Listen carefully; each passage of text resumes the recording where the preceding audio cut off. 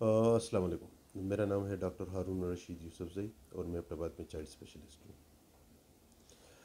अक्सर एक चीज़ सुनने में आती है, पेरेंट्स आते हैं, जी बच्चा बीमार है, हम बच्चे को केले दे सकते हैं कि नहीं दे सकते हैं। केले का कसूर क्या है? जी केला रेशा पैदा करता है। अच्छा, पहली चीज़ क्लियरली और साइंटिफिक प्रूवन बात यह है कि केले का रेशे के साथ कोई लेना देना नहीं है जी, इनकी कोई पुरानी दुश्मनी नहीं है, इनका आपस में कोई लेन देन नहीं है। ठीक है, बजाय इसके केला आपके बच्चे की नशोनुमा के लिए बहुत ज़रूरी है।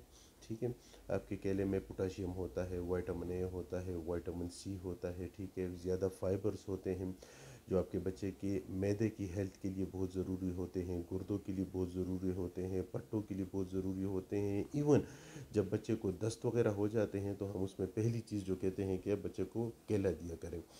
एक तो उसकी मैदे की हेल्थ अच्छी होगी, दूसरा इसमें पोटाशियम होता है तो बच्चे को जो क्रैम्प्स पड़ रहे होते हैं वो उसको कम करता है।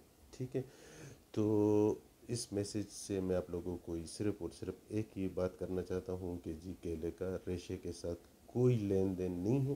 ठीक है, आप बच्चे को सेफली केला दे सकते हैं, ये बच्चे की सेहत के लिए बहुत ज़रूरी है।